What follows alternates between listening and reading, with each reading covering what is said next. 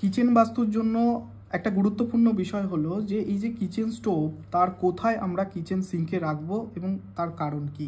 প্রথমে দিক নির্ণয়ের জন্য আপনাকে অ্যাপ্লাইড বাস্তু কম্পাস আপনি ব্যবহার করতে পারেন এবং অ্যাপ্লাইড বাস্তু কম্পাসের 16টা জোন কম্পাস খুলে নিয়ে আপনি দিকটা নির্ণয় করবেন ক্যালিব্রেট করে।